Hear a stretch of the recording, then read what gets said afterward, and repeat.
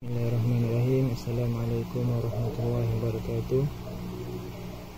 Nama saya Muhammad Syakir bin Nurudin, nombor metrik 2201304. InsyaAllah hari ini saya akan menerangkan subtopik daripada subjek psikologi pendidikan. Jadi yang pertama saya akan terangkan berkaitan motivasi. Motivasi ini adalah sesuatu rangsangan untuk kejayaan seorang itu, satu rangsangan seorang itu untuk mencapai kejayaan. Jadi apabila seorang itu mendapat motivasi, dia akan mendapat satu kekuatan dalam diri dia untuk menjadi yang lebih baik. Jadi apa itu motivasi? Motivasi terdapat dua jenis motivasi, iaitu intrinsik dan ekstrinsik, iaitu motivasi dalaman dan motivasi luaran. Jadi terdapat banyak juga teori yang berkaitan dengan motivasi, antaranya seperti teori Maslow, teori Thorndike yang berkaitan kucing di dalam sangkar untuk mendapatkan makanan di luar sangkar, dan yang ketiga teori operan Skinner, yang mana dalam contoh ni contoh yang berkaitan dengan tikus yang meminjak tombol untuk mendapatkan makanan. Jadi terdapat juga pendekatan-pendekatan yang dapat memotivasikan seseorang itu. Yang pertama, penerangan yang jelas. Apabila guru menerangkan kerja-kerja yang jelas untuk dilakukan oleh seorang murid, murid akan memahami apa yang perlu dibuat. Yang kedua, ganjaran. Ganjaran ini memberi satu impak yang sangat besar untuk meningkatkan motivasi dalam diri pelajar. Sebagai contoh, guru memberikan ganjaran apabila pelajar menyiapkan tugasan atau sebagainya. Yang ketiga, tetapkan matlamat. Guru perlu meminta murid untuk tetapkan matlamat, kenapa mereka perlu belajar dan sebagainya. Yang keempat, ambil berat. Guru perlu mengambil berat terhadap pelajar-pelajar yang mereka mengajar dalam kelas. Apabila guru sentiasa ambil berat, pelajar-pelajar ini akan terasa dihargai dan mereka akan terus mempertingkatkan diri mereka untuk menjadi yang lebih baik dan cemerlang dalam pendidikan. Yang kelima, penglibatan pelajar. Guru perlu merangsang murid ini untuk terlibat dalam apa jua aktiviti di dalam kelas, seperti perbincangan atau sebagainya, supaya murid ini lebih termotivasi dalam diri dia untuk terus meningkat dan terus meningkat.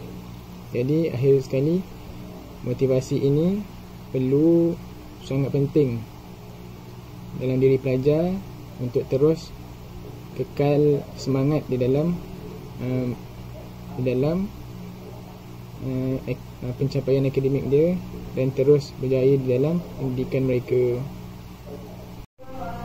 Dalam unit 6, iaitu pengurusan bilik darjah, kesekitaran pembelajaran, merancang pengajaran secara sistematik. Di dalam bab ini kita akan belajar bagaimana faktor-faktor pengurusan bilik darjah, matlamat, apa yang dimatlamatkan dalam pengurusan bilik darjah ini, dan bagaimana teknik utama dalam mengurus dan melaksanakan aktiviti dalam bilik darjah. Antara faktor-faktor yang mempengaruhi pengurusan bilik darjah ini, yang pertama, strategi berpusatkan murid, yang mana guru-guru perlu membuat aktiviti yang melibatkan murid ketika proses pembelajaran. Yang kedua, susun atur dalam kelas, yang mana guru perlu kreatif dalam menyusun meja murid sesuai dengan pembelajaran abad ke-21 ini. Yang ketiga, penggunaan ICT, penggunaan multimedia dalam pembelajaran dapat memberi kawalan yang baik ketika murid dalam proses pembelajaran. Okey, kenapa pengurusan bilik darjah ini penting? Sebab dia nak mengekalkan persekitaran kelas yang positif dan kondusif. tak ada masalah, tak ada bunyi bising. Jadi dalam hal ini, dalam bab ini kita dapat memberikan pendedahan kepada pelajar bagi melengkapkan diri dengan pengetahuan dan kemahiran berkaitan pengurusan bilik darjah yang berkesan. Setiap guru perlu cekap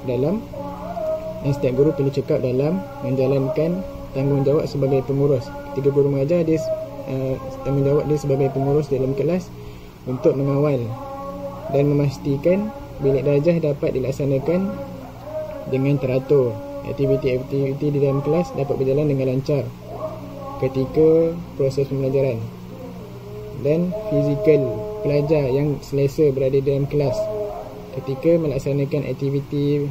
Sebagai contoh, aktiviti berkumpulan, kita tak nak bagi pelajar itu rasa tidak selesa, dan ini dapat mempertingkatkan disiplin pelajar yang membantu mengawal pengurusan bilik darjah dan membantu guru-guru untuk melancarkan proses pembelajaran yang berkesan ketika di dalam bilik darjah. Unit yang ke-7 berkaitan komunikasi bilik darjah. Komunikasi ini merupakan pertukaran dan pengaliran maklumat daripada seorang kepada seorang yang lain. Dan bagaimana kita nak tahu komunikasi itu berkesan? Apabila penerima atau pendengar itu memahami apa yang kita hendak sampaikan, mesej yang kita hendak sampaikan. Jadi dalam komunikasi yang berkesan ni, dalam komunikasi ini terdapat dua jenis komunikasi, iaitu komunikasi lisan dan komunikasi bukan lisan. Komunikasi lisan ini bermaksud melibatkan proses pemilihan idea dan ditutur dengan menggunakan bahasa yang difahami. Maksudnya dia bercakap menggunakan mulut. Dan yang kedua, bukan lisan, bermaksud melibatkan proses yang melibatkan anggota badan, pergerakan anggota badan. Sebagai contoh, kita angguk kepala menunjukkan faham atau menunjukkan tahu, ataupun kita menunjuk sesuatu arah yang menggunakan anggota badan sebagai isyarat yang mengartikan komunikasi bukan lisan. Jadi dalam komunikasi ini dia ada 4 model yang kita boleh pelajari dalam bab ini. Dan dalam komunikasi ini ada 3 jenis komunikasi, iaitu komunikasi sehala, komunikasi dua hala, komunikasi pelbagai hala. Komunikasi sehala ini di antara guru dan murid, dan komunikasi dua hala ini bermaksud antara guru dan murid, murid dan murid. Komunikasi pelbagai hala ini bermaksud guru dan murid, murid dan murid, murid dan guru. Pelbagai yang melibatkan proses komunikasi dalam bilik darjah ini. Jadi bagi saya pentingnya komunikasi di dalam bilik darjah ini kerana dia dapat mewujudkan satu persekitaran yang aman dan harmoni di dalam bilik darjah. Apabila kita sama-sama guru dan murid ni berkomunikasi atau bercakap dengan baik dan difahami, dapat mewujudkan suasana yang aman dan harmoni. Yang kedua, membolehkan guru memberi motivasi kepada murid-murid supaya berminat dalam belajar dan sebagainya. Yang ketiga, dapat mewujudkan hubungan yang mesra di antara guru dan murid. Dan yang keempat last sekali, penglibatan murid di dalam kelas juga akan lebih aktif kerana kita semua berkomunikasi dengan baik, tiada pergaduhan dan sebagainya. Itu sahaja.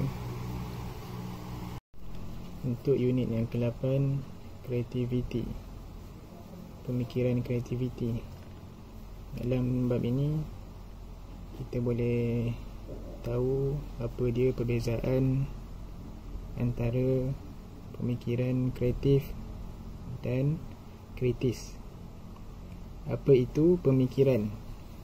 Pemikiran ini bermaksud satu proses mental yang memerlukan pengetahuan, melibatkan pengolahan kemahiran-kemahiran mental tertentu, ditujukan ke arah penyelesaian masalah. Yang itu dinamakan pemikiran. Jadi dalam pemikiran ini terbahagi kepada dua, iaitu pemikiran kreatif dan pemikiran kritis. Apa itu pemikiran kritis? Pemikiran kritis ini, perkataan ini berasal daripada Greek yang membawa maksud menimbang.